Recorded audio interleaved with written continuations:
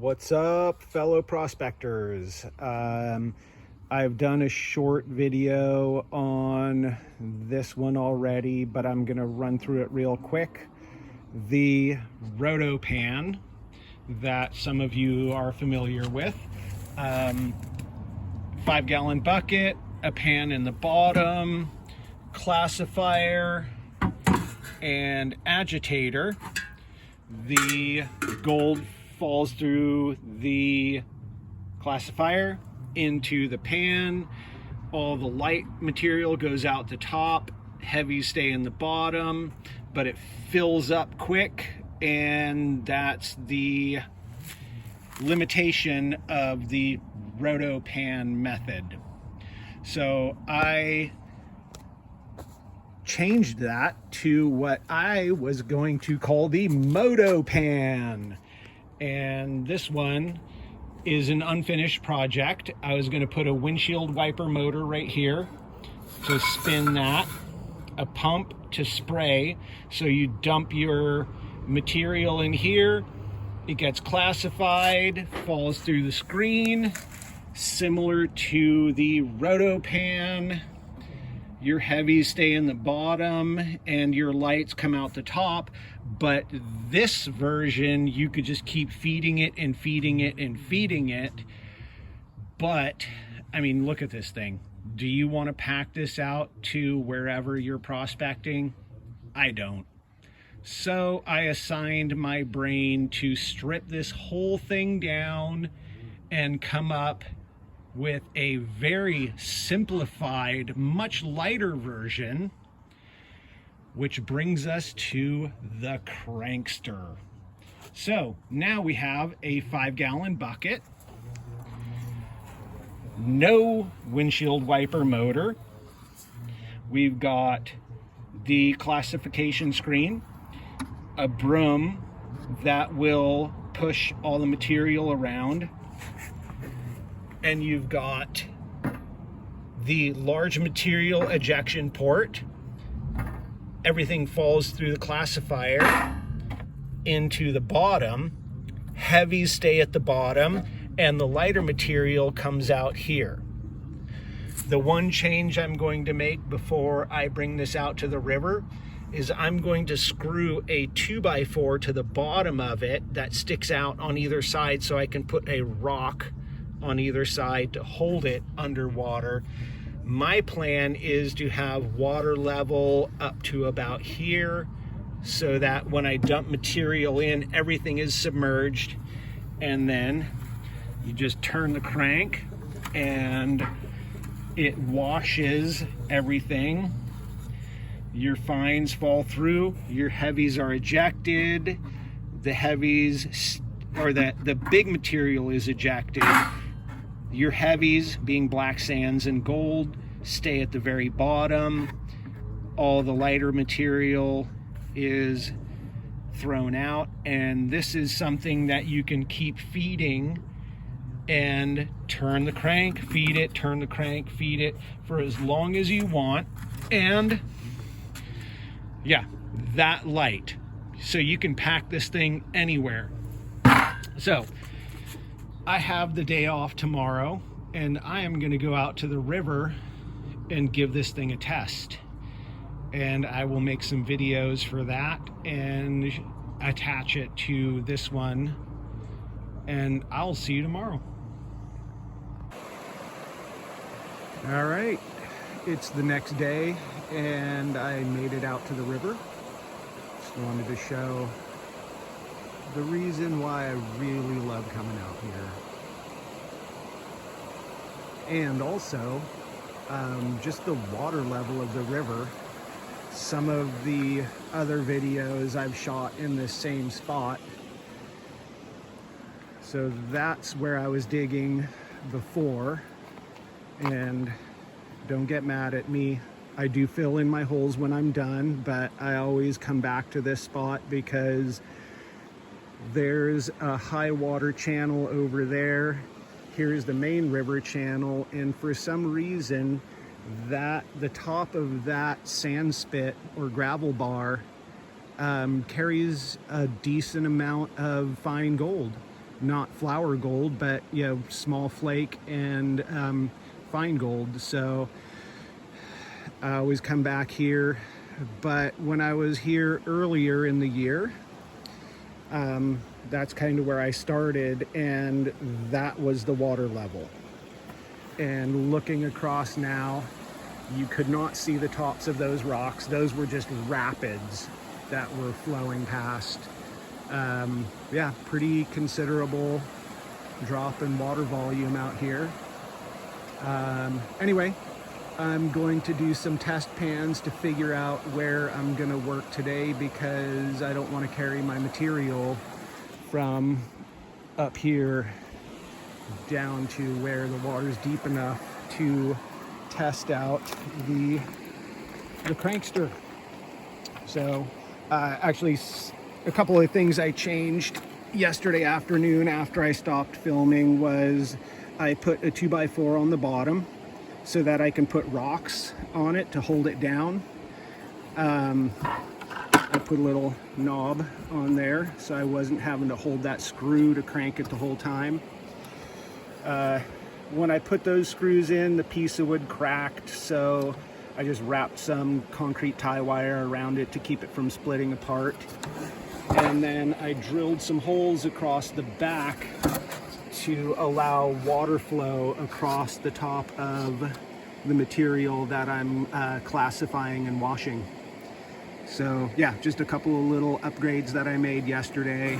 And like I said, I'm going to do some test pans, figure out where I want to set up, and then I will show you how this thing actually works. Well, I'll get to see how it actually works. Well, that took a little while. I think I did 7 or 8 test pans. I did a few down there, along the edge of the bank. Didn't find anything. Went up there on the other side of that tree and didn't find anything. And then I remembered that old saying, the best place to find gold is where you have found gold before. So that's where I was digging before. I moved over this way because it is a few feet closer to the water. And my first pan showed up with a nice flake and at least 4 or 5, what is that? No, that's 4 little specks. Well, yeah, you see it. Anyway, after seeing that, I decided, yep, I know where I'm digging. So I just filled a bucket from here, but I wanted to kind of show something I was looking at as I was digging. This material right here, that's all float sand. That's material that's come down from above and settled in between the big rocks. So it's kind of that layer across right there. And this material here that has all the dirt in it still is where I've been finding the gold. So that's what I'm going to be looking for. Clear this off the top and keep going with that stuff. As I was filling my bucket, I found this and thought, oh my God, that's the biggest flake I've ever found here. And then I turned it over. That's road paint. Damn it. Anyway, I need to grab my trowel. So we're gonna test out the crankster here. I've got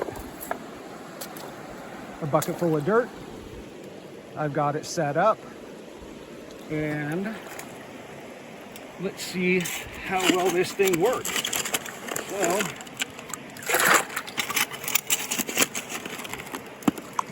throw in a couple. Oh, all right, there we go.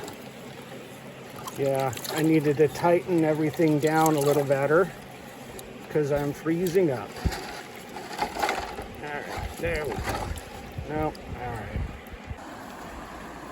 So unfortunately, I have had a complete river fail on the maiden voyage of the crankster, and it's just because of a simple mistake.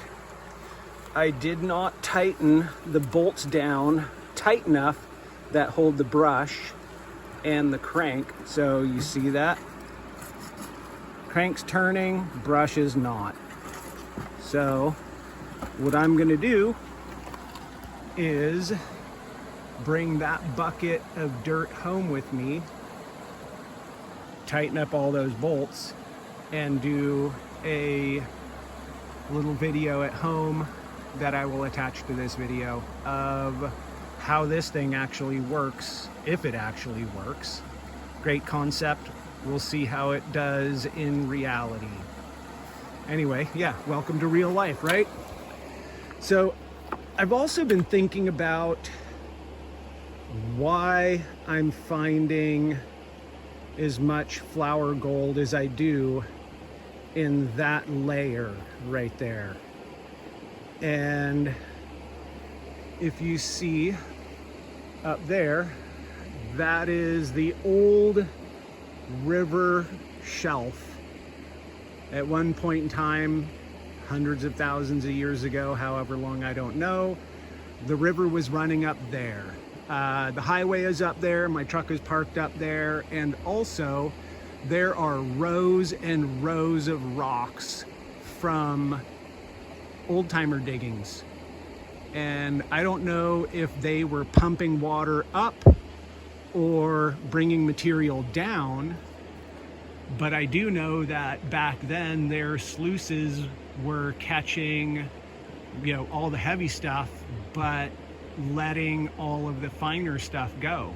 So I think what I have here is all of the tailings from that original working, and all the tailings contain everything that their sluice boxes were washing out, which is a fair amount judging by what I find in one pan. So I'll shoot a little video and attach it to the very end of this one, showing you what I'm talking about, because it's pretty impressive what they were doing. They must have found something good up there, because they went to town on that place. Anyway, I am going to shut this off and spend the rest of the day panning and enjoying myself. And yeah, I'll see you when I get home. So this is where the old timers were digging, and you can see rock pile, rock pile, rock pile, and it just keeps going that way. I'm standing about in the middle of it, and it goes way up that way. So pretty sure what they were doing was, you know, starting way up that way, they would dig down to bedrock, piling the rocks up, scour that bedrock over, making piles behind them as they went, and they just pile by pile or row by row worked their way all the way across this entire shelf that used to be ancient riverbed. So, or is ancient riverbed. But yeah, a lot of work. And from what I've heard about their sluice boxes, not that great at catching everything. I mean, no sluice box catches everything. But yeah, a lot got left behind for people like me who come along later and can find where it's accumulating. All right, I'm back from the river. I tightened up all the bolts on this thing so it does not slip anymore. And I'm going to do a backyard test. It's a little wobbly, which is not optimal, but maybe that'll settle out once it gets some rocks in the bottom. But pretty much, this is the bucket that I brought back from the river, and I'm gonna dump. I'm even throwing those in because sometimes there's a little bit of gold stuck to them, so throw that in there. Yeah, it doesn't like those big rocks at all. So, yeah, bigger rocks out. I think anything that's, you know, smaller than a lemon can probably go in there, and, you know, maybe not overload it.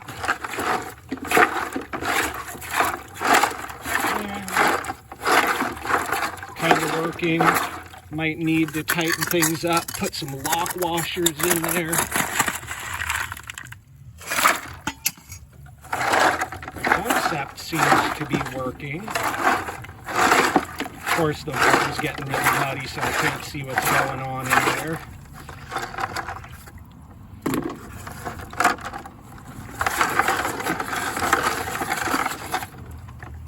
Spin it a little bit.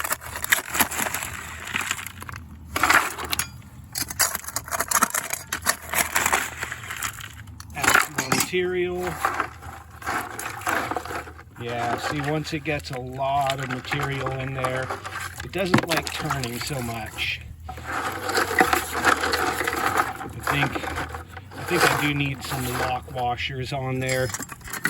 Some of those little washers that have the teeth on them, so it grips into the wood. Because, yeah, see how that top handle is.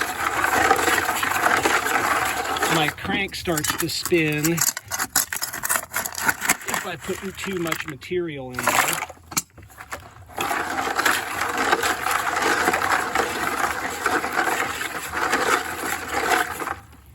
But definitely proof of concept.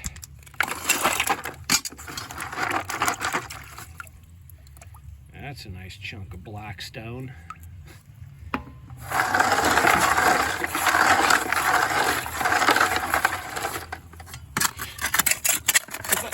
I think if I'm going to rebuild this thing again, I'll probably do some welding on it. Weld my pieces together so that I don't end up with that slippage. Clear the where the material goes out.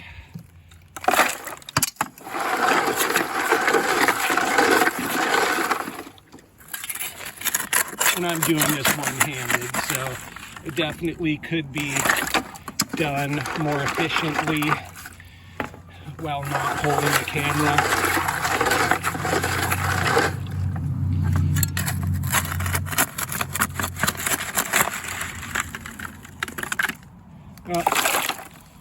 You get the idea.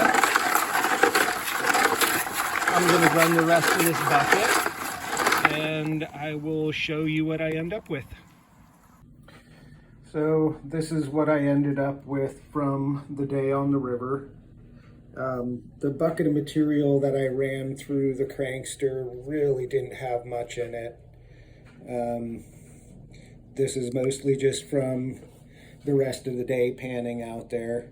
This one did show up at the bottom of the pan several times over, and yeah, it's hard to get a good clip of it, but it does have, it's hard to tell if it's mica or if there is actually some free mill gold in there, but I think because it ended up at the bottom of the pan so aggressively, there's probably a little bit in there. Anyway, yeah, the crankster, I think if I got rid of all the wood parts and used metal and just welded the whole thing together, it might actually work decently. I may get back to that project at some point, but bills have been stacking up, jobs have been stacking up, so I'm gonna have to be doing that for a while. Anyway, next time I get out to the river, I'll make another video and post that. Until then, good luck on your adventures.